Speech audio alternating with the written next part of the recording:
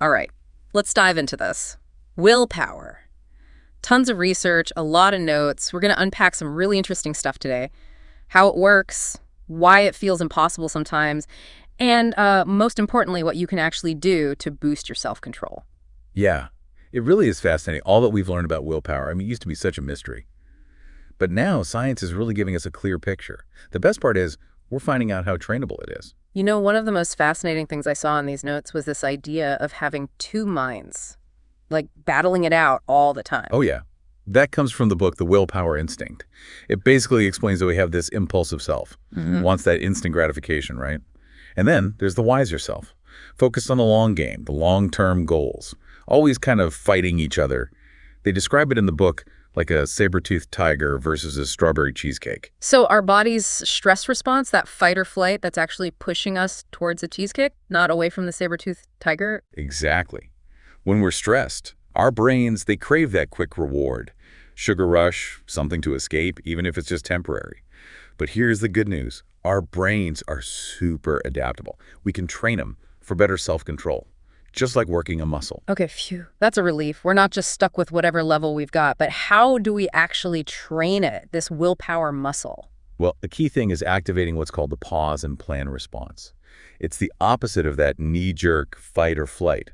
So instead of just reacting, automatically, you take a breath, you think it through, and then you make a conscious decision. I saw that the book mentions this breathing exercise, just slowing down your breath, focusing on how it feels.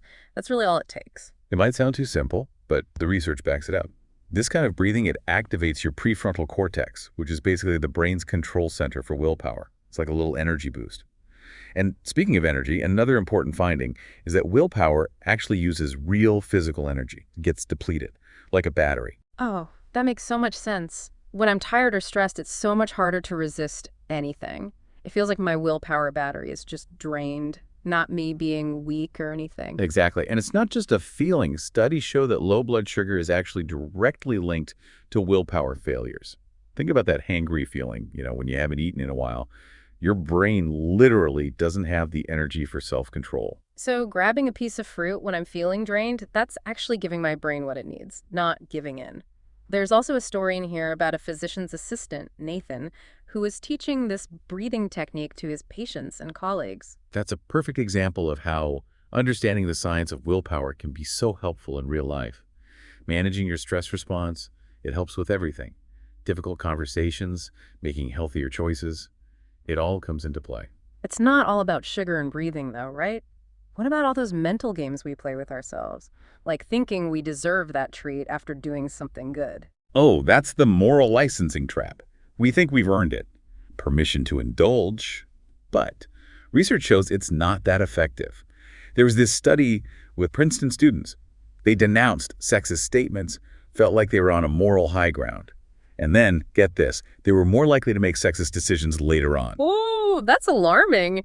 It's like they subconsciously gave themselves permission to be a little sexist, which makes me wonder if that halo effect works in other ways too. There's a story here about a shopper, Margaret, who got lured in by the discounts at this one store and completely blew her budget. That shows how our brains, that reward system, all fueled by dopamine, can just overpower our good intentions.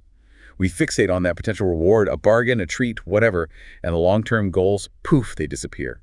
Remember the study with moviegoers given stale popcorn? Oh yeah, they ate tons of it even though it was stale, just because they expected it to be good. Exactly. Expectations are powerful. This leads to an important question, though. Are your willpower struggles about true happiness or the promise of a reward? What we think will make us happy, a lot of times it's a dopamine trap disguised as happiness. So how do we escape those traps and make choices that actually line up with our goals? Well, one simple strategy is to just wait. 10 minutes, that's all. Delaying gratification, even for a short time, it helps overcome that immediacy bias. Our brains actually start to see the delayed reward as more valuable and less impulsive. It's the same idea behind the marshmallow test with those 4-year-olds. The ones who could wait to get 2 marshmallows later, they showed greater success in life down the line. Wow, fascinating connection there between those childhood behaviors and later success. What are some other practical things we can do to resist those immediate temptations? There are a few tricks that work well with how our brains are wired. One is to dopaminize your I will goals. Basically, link them to activities you already enjoy. Say you want to exercise more. Try listening to your favorite music or podcast while you work out. You're essentially tricking your brain into associating exercise with something pleasurable. So make those healthy habits less like chores and more like built-in rewards.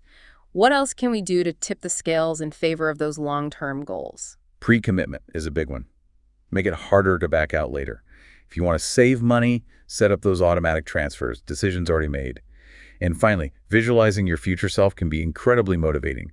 Really picture yourself achieving those goals. Feel how good it'll be. It can boost your willpower right now. It's encouraging to know willpower isn't this fixed thing. It's like a muscle. We can strengthen it. But it's not all about individual effort, right? One of the things that jumped out from your notes was this idea that willpower can be contagious. It's true. Our social networks have a huge impact on us, good and bad. The Framingham Heart Study, they followed thousands of people over decades and found that things like obesity, smoking, even happiness could spread through social circles, like a virus. So if we're surrounded by people constantly giving into temptation, that makes it a lot harder for us to resist. Exactly. It's like our willpower is being constantly tested by those social norms around us.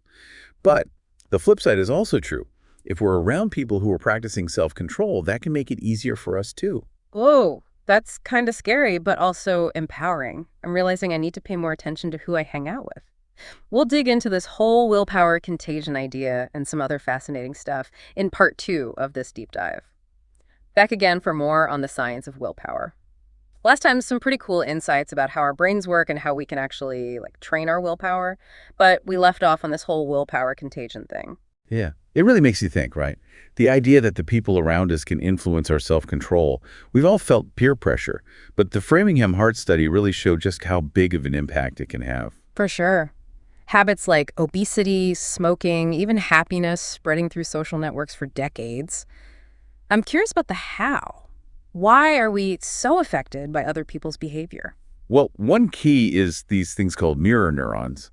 They fire not only when we do something, but also when we see someone else doing it. So it's like our brain is simulating the experience. Exactly. It helps us learn from others, but it also makes us more likely to kind of mirror those actions ourselves. So if I see someone grabbing a cookie, my mirror neurons are firing as if I'm reaching for that cookie. Yep. And if you're already trying to resist that cookie, well, those mirror neurons in your brain's reward system, they're lighting up, making it even harder to say no. It's like our brain saying, hey, everyone else is doing it, so it must be okay. We've all been there, giving in just because we saw someone else do it first. But is it always about copying a specific action?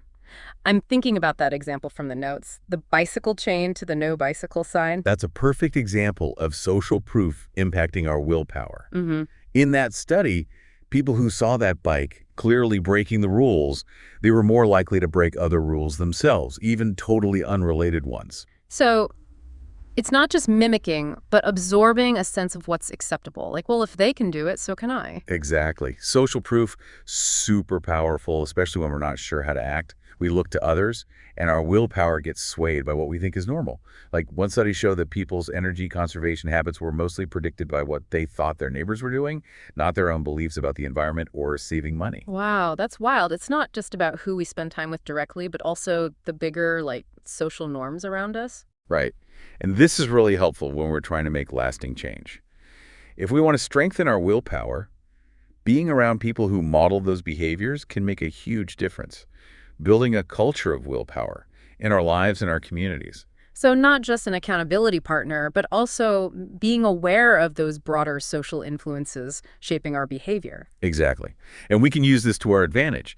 One study found that telling homeowners they were using less energy than their neighbors actually made them use more. They wanted to fit in, even if it meant being less efficient. That's kind of counterintuitive, but it shows how strong social norms can be. So if we want to encourage certain behaviors, we need to highlight the positive social norms, make it clear they're desirable and that lots of people do them. That's the idea. And also emphasizing the downsides of the undesirable behaviors. There's this program in Chicago, kind of controversial but effective. They publicly shame men who solicit prostitutes, their names and photos in the newspaper. It seems to work, even more than fines or jail time. It definitely makes a statement. Makes me think about how we can use social pressure in a positive way, though, like publicly committing to our goals or joining a group that shares those goals. Those are great ideas.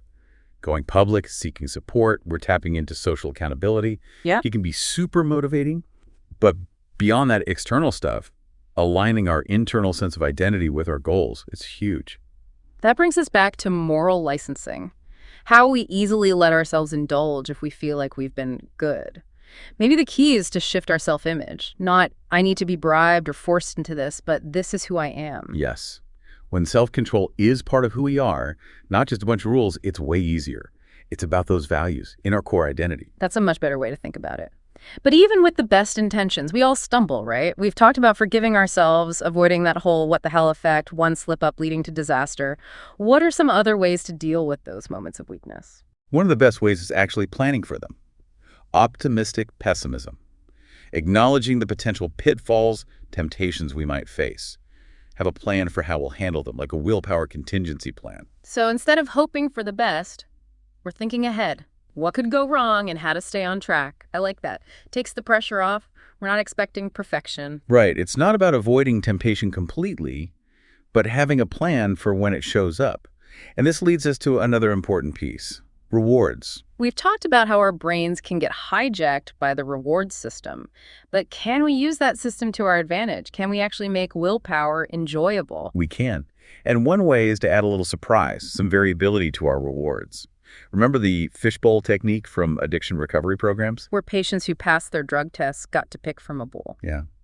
It could be a small prize, some encouragement. The odds of winning were low, but the anticipation kept them going. So it's not just about the reward itself, but making it kind of exciting and unpredictable? Exactly. Like turning willpower into a game. This can apply to anything. Want to exercise more?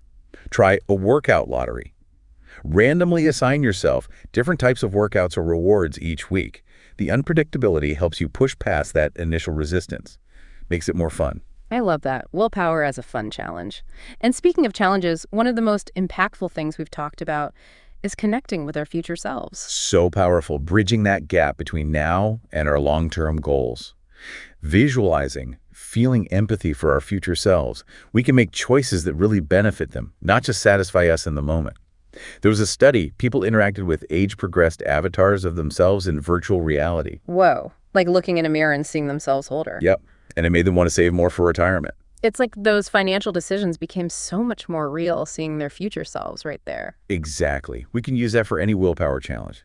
Imagine our future selves, how they'll feel, what they'll be grateful for. It strengthens our commitment. We're making choices that benefit them. Like sending a message to our future selves. Hey, we're taking care of you. I love that. It's not just about self-denial or restriction. It's about self-care, nurturing the best versions of ourselves now and in the future. This has been awesome. So much about the science of willpower, from how it works to how our social connections and even our own thoughts shape it. It's not just about gritting our teeth and pushing through. It's about understanding ourselves, playing to our strengths, and approaching our struggles with kindness. I feel way more equipped to handle my own willpower challenges now. So many new insights, strategies. I'm glad to hear that. And remember, it's a journey.